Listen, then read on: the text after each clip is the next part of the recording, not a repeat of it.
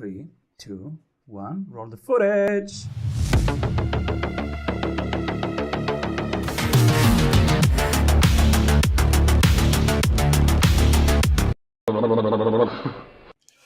Welcome back, everybody. I'm Simon Severino, your host. And today my guest is a marketing strategist, podcaster, and conversion copywriter.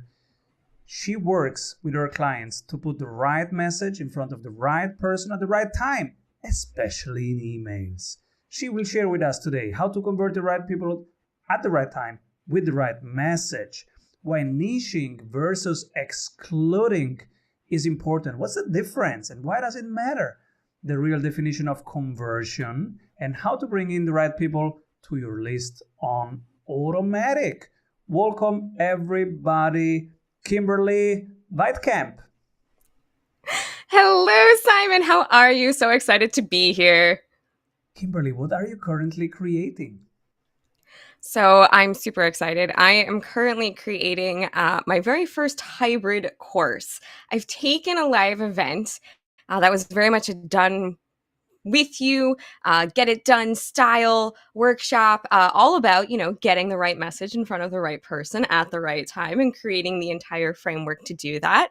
And now we're turning it into a 6-week program so that people can kind of stretch it out, right? You don't have to spend 3 days in front of your computer, but also just testing the hybrid model, because I'm really excited about the opportunities of delivering both that personal touch, but still getting a lot of training done for people in a DIY method as well.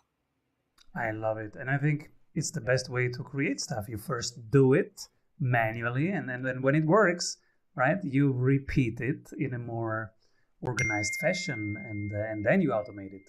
But after you know that it works, right? That's beautiful. Absolutely. And so I'm super excited. You have so many things to share here. Let's start with the first one. What's the difference between niching and excluding? Because we don't like to exclude people. We don't like to exclude people. And one of the things I find I hear from my clients and people out in the world all the time is, well, I don't really have a niche. I can't really define that because literally I could help everybody. But we only have so much time in the day. I get 24 hours, you get 24 hours, everybody else listening gets 24 hours. And there is a difference between being able to serve people to the best of our abilities and trying to water things down. So when I talk about niching, what I'm really asking people to consider is a mindset approach. When you talk about niching, it's more about who is it that you want to work with, right? Because we get to choose. It is our business as opposed to somebody else's. So who is it that you really want to work with, and who can benefit the most from what it is that you do, right? As opposed to thinking, well, yeah, everyone could do that, right? One of my favorite examples is productivity. Right? One of the things that you are fantastic at, but you work with a very specific subset of people, right? Who needs to be more productive? Everyone I speak with on a daily basis, right? But the entrepreneur who's just getting started and doing a side hustle, and then the person who's managing 15 people as an HR manager in a corporate environment, the things they need for productivity are very, very different. So a lot of people approach niching as, oh, I'm going to exclude certain people. But you get to decide at the end of the day who you're going to work with. So niching instead is, well, who is that person I can get the best results for? Who is it that I can take the farthest, give the biggest transformation?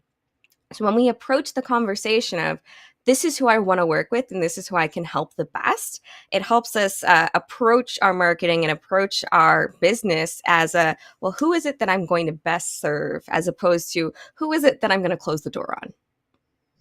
I remember those conversations. Our team and I, Simon, let's pick just agencies. And I was like, no, then we exclude so many cool people. And so I was really thinking of, no, we exclude so many cool people. And it was really tough. It took me years, right, to niche down to a 5-level segmentation. Now it's just B2B owners that do 35K per month. They want to get to 70K per month in 90 days. They have a digital business. And now it's very, very niched down. But it took forever. I was like feeling, oh my God, no, I don't want to exclude anybody. I don't want to shrink my market, right? So I feel this. I guess everybody feels that. And then there is the real definition of conversion. And I guess it's not religious. It's not religious. No, we're talking conversion when we're talking marketing. But one of the phrases I'll hear a lot from people is, I did this thing. I did the email. I did the lead magnet. I did the thing I was supposed to do and it didn't work. And I'll say, okay, it didn't work. What didn't work about it? Do you know how many people, for example, saw it? And I'll get blank looks. And then I'll get people who will say, oh, well, I kind of need to look that up. I'm not sure. So when I talk conversion, I love to do vocabulary lessons when it comes to marketing because we want to make sure all of us are on the same page. So my definition of conversion might be different than somebody else's definition. So for me, conversion is, did they take the action you wanted them to take? Right? So Did you they have take the defined an action? action and you have measured. You have a defined action and you can measure it. Because what's really important for us to remember is the ultimate conversion is not actually the sale, right? The sale's like in the middle. And then you have the continuation of the sale. You have people who become your loyal customers, who start referring you to people. All of those are types of conversion. So there's all these little micro conversions, all these things people have to take action on before they're ready to say yes to working with you. So when I talk about conversion, I say, did it work? As in, did they do the thing? Did they take the action you wanted them to take? Right? So is that, did they sign up? Did they show up? Did they ask a question? Did they reply to your email? Did they listen to your podcast episode? Right? All of those are a type of conversion. So conversion is simply, did they take the action you asked them to take? And how many of them did it? I like this because it forces me to think about what's the action that I want them to take. It forces me also to think about, is this important enough that I will measure it every 7 days? That's an exercise that helped me a lot. If it's important enough, I will measure it every 7 days. If I go, I don't want to measure that every 7 days, then maybe it's not important enough. If it's not important, why should I do it in the first place? Mm-hmm. And that has reduced the number of things that we measure. But those we take very seriously. And of course, over weeks of measuring and over months, everything that you measure every week for months will get better, highly, highly likely. Absolutely. It gets better, but it also makes us contemplate, what do we really want to be doing? And what is the goal of anything we set out to do? Oftentimes, the reason marketing doesn't work, as people say, is because they didn't have a plan for what success looked like. Right? We focus on the vanity metrics. 20% opened, 1% clicked. I got X number of whatever. But at the end of the day, you want clients. So your question is, how many people signed up per day for your list? That's your conversion metric. That's your success metric. How many people stayed on the list or unsubscribed from the list? Or how many people became clients this month? That's your conversion metric for that particular campaign or that particular marketing strategy. But we want to make sure, right? What is it that we're hoping the action will be, and how does that translate to growing our business? I'm so excited about your next piece, which is how to bring the right people to your list on automatic, because I want that automatic thing. But after one word from our sponsors. What if your business would run well even when you are on vacation? Discover how 1,600 business owners have regained their freedom using the Strategy Sprints blueprints. How they enjoy living their dream and watching their business scale. Get the exact checklists they use to go from stressed to fulfilled using the Strategy Sprints method. Order your copy of Strategy Sprints 12 Ways to Accelerate Growth for an Agile Business on Amazon today. And if you love it, leave us a review. For more information, head over to strategysprints.com. You got me at automatic. How we can bring the right people onto our list on automatic. Please tell us. On automatic. So I find a lot of people take what I like to call the field of dreams approach to marketing. If you build it, they will come. However, there's a lot of people online nowadays, right? There are a lot of people out there. There's probably thousands, if not hundreds of thousands of people who do what we do in some way, shape, or form. So you have to be able to stand out.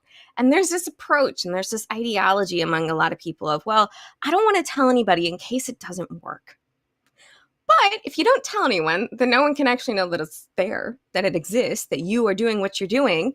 And by keeping your business hidden, you're not actually doing yourself any favors. So when I talk about how to get leads on automatic, really it's about, do you have a strategy that goes out on repeat to bring people into your world? And it's not as difficult as we think.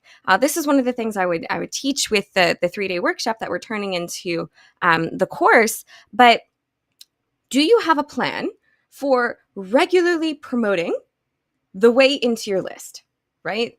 One of the best methods for people to get to know you, your business, what you do, how you're going to help them transform is to get them onto your email list and have conversations with them until they're ready. But you have to get them there first. So how do you do that? Well, first you have to have a really powerful lead magnet, right? You have to have a really powerful lead magnet that approaches from the problem perspective. Not from a, hey, this is how my solution is the best thing ever and you should definitely buy it, because people don't know who you are, right? They don't necessarily know about your solution. All I know is I don't have enough time. All I know is I want more consistent revenue. All I know is I want 3 more clients a month. How do I do that?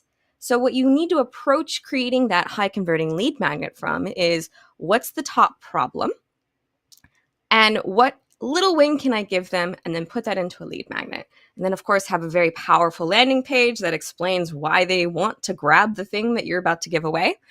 But then the part where most people kind of stop, and that is creating a method for getting the message out that you have this thing on a regular, consistent basis. So what I have people do, nice little hack, is sit down as you're creating the gift, the free course, the lead magnet, the book, whatever it is that you're going to create to encourage people to join your world.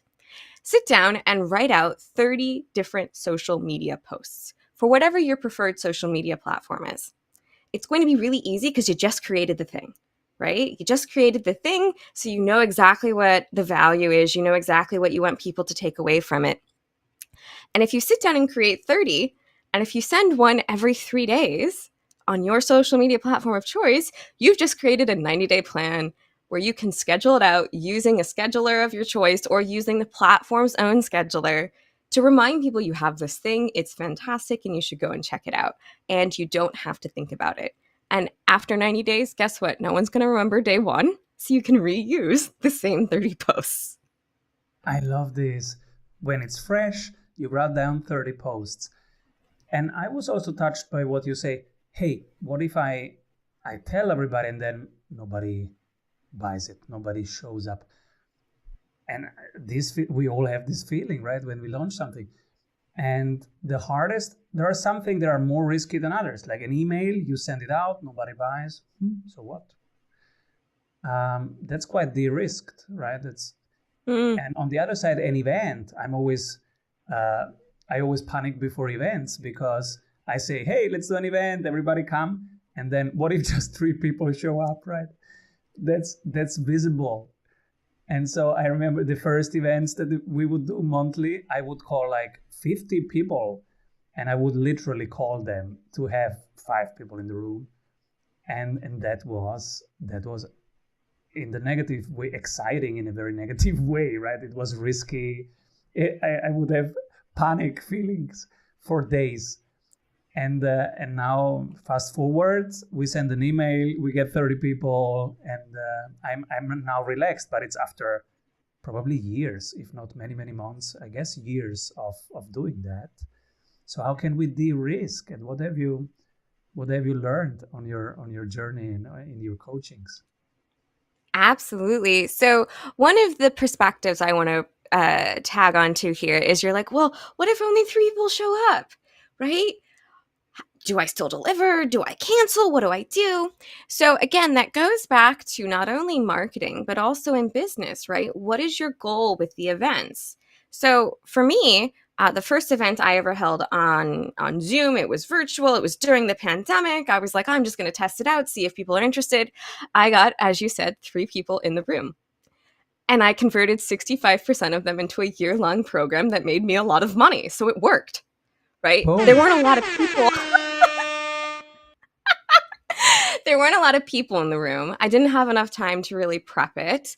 There were so many things I could have done better, but you take it and you learn, right? You take it and you learn.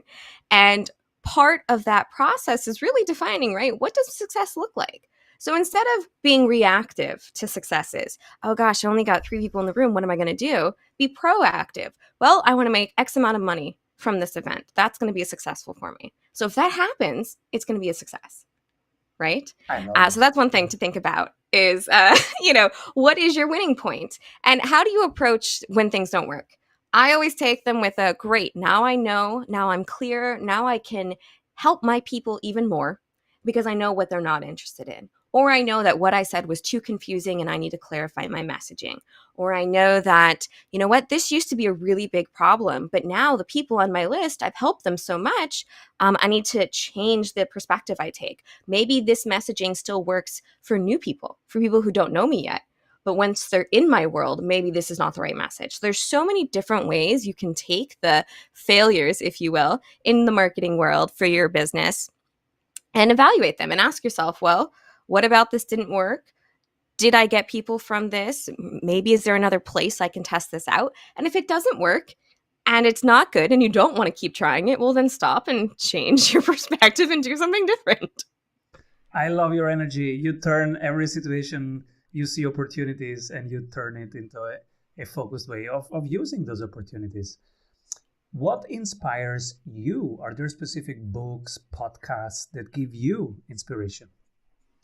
Absolutely. So one of the first books I ever read, I was so excited that somebody recommended it to me when I first got started in business, and that was Profit First. Right? Profit First, Mike Michalowicz. I had a lot of practice saying that name. And one of the reasons was because it completely changed my mindset when it came to running your business. Everything I'd ever seen was whatever's left at the end of the day is yours. But instead, it's like, remember, as an entrepreneur, you're building the life you want to live. Whether that means not working 8 hours, whether that means only working between the hours of 3 a.m. and 6 a.m., because that's when you're productive, you're a night owl, and you want to sleep during the day. It doesn't matter, right? But I had all of this preconceived ideas about what it really looked like to build a business. And that kind of helped me make the shift that really it's all about building what you want, right? Your business is there to help you live the life you want, right? I am not one of those people who live to work. I work to live. And there's also a balancing point because I actually love what I do. So it doesn't necessarily feel like work all the time. So I really enjoyed the book because it was all about how to put yourself first, which is something, at least in the United States, it's a hard lesson for most of us to learn is putting ourselves first, especially for women. So this idea that I got to put myself first. And even though I had other things to be paying into, and there was a new program I might want to have invested into, my profit money was for me to do fun things like buy a TV show on Netflix or, go out to a nice meal with somebody. So that's one of the big inspirations for me when I first got started was changing that mindset. Yes, and especially women and especially entrepreneurs in their first year because we go, hey, I am financing my dream here. So first I make sure everything is healthy, right? And then if there is a leftover, that would be my salary. Right? And Absolutely. I was also like this the first years. I would have the smallest salary of everybody in the team, of every supplier, of every team member. And then a friend of mine, he sees that because we were talking investments and he sees my salary and goes, "Are you kidding me? That's your salary?" And I say, "Hey, I am building up the business. I'm putting that into the business." And he goes, "Let's talk self-worth." And I was like, "Oh, Great. you Yes. are right. What do you pay yourself?" He tells me his number. I was like, "What?" All right. I got my self-worth back. Yes, we regain our self-worth. And it's a story I hear from so many people, right? Or this idea, right, of that's the conversation that comes up when talking about outsourcing things that you don't like to do. They're like, but I don't want to pay somebody $25 an hour to do that. I was like, do you want to muddle through for 3 hours of your own time that you're charging at whatever your internal rate is? And when you reframe it, right, and that's a story in another book, I was like, oh, that's exactly why you don't do that. Yes, yes. So take what's yours and Kimberly says, Simon says, you are allowed to enjoy your business financially from the very first day of the month. I give you permission to take the money you need to live the life you want and to build the schedule that works for you as opposed to somebody else. Yes. And what's the second book that you wanted to share? Yeah, the second book was The Big Leap. One of my coaches recommended that I read it, and I was like, I'm not sure. It's not really my cup of tea usually. Fantastic, transformative. This is talking about what a lot of us have heard is our zone of genius. But really, what for me helped me kind of see the perspective is, are you doing the things that are really killing your inner soul? Right? Are you doing the things where you're making yourself sick, or you don't want to do it, so you're constantly in this state of not feeling great? And that idea of, even though you're fantastic at something, it doesn't mean it's your zone of genius. And if you choose to move away from it, that's okay. In fact, that's recommended. So for me, this year has been a big leap because I'm actually moving away from done for you copywriting. I'm very, very good at it, but I really enjoy and flourish under helping people put all the strategies in place and figure out how to phrase it for themselves and teaching others so that I can make a bigger impact. So kind of having that perspective. And I went on a reread last year through it, so for the second time, and I was like, okay, this is okay to do. This is like my permission, right? So many of us, even if we never worked a day in corporate, which is me, I've never worked a day in corporate in my life. But we still kind of had this perspective that like you're supposed to ask your boss for permission. So when you are your boss, you're like, right, you're the CEO. How am I supposed to give permission for myself to do this? So finding those external sources, or just realizing, you know what, this is a message. This is what I'm meant to be doing, and I should really internalize it and get started. Permission is so important, right? And I remember it was easier for me to ask my boss. I was in corporate. And so it was easier for me to ask my boss for permission for vacation than right now that I am the boss, that I have to give myself permission. And that's much, much harder. It is hard, and it's a complete shift we need to take. And also realizing, right, what does your vacation look like? One of my clients was about to go on vacation, and she was talking about all the work she was going to be doing. And I was like, are you going to feel rested at the end of the day? Because some people thrive on working vacations, right? They work 2 hours in the morning or in the evening, and the rest of the time is theirs, and they love it. Other people, for me, I know, if I go on vacation and I've got one random thing to do per day for work, I'm going to come back and not feel like I had a vacation because I had to touch work every day. I need that complete break so that I can come back completely refreshed and best ready to serve my clients. It changes with the amount of children that you have and with their age. Well, I don't have any children, but I definitely hear that. Yes. I have 3 small children, so whatever I do on vacation, there is no off. So right. I could work, or I have to play like 12 hours from, cowboys to building sandcastles to being the surfboard to being the surfer to everything. And so it's always on. But no alien invasions? That's so sad. Yeah, everything. Yeah, my client, she was like, well, those 2 hours are going to be while my kids are still asleep in the morning, so it'll be fine. I'm like, all right, cool. You know that. That's fantastic. But that goes back to, right, what is your ideal schedule? You get to choose that. Yes. And also there you have permission to build a schedule that's really good for you. Absolutely. And just yesterday, I was having breakfast with somebody, and she's an amazing entrepreneur. And she says, well, Simon, I'm an entrepreneur, so I'm not having a vacation this summer. I say, what? That's why you do your what you do, so that you can have the life that you want to have. But yes. My first year in business, it was full on all the time, weekends, evenings, didn't matter. I was always working. And my parents made a comment. They're like, we feel like, it's been so long since we had a conversation with you, much less since you were able to come over and do something, because I was always working and I didn't have much to show for it. I was really close to burnout.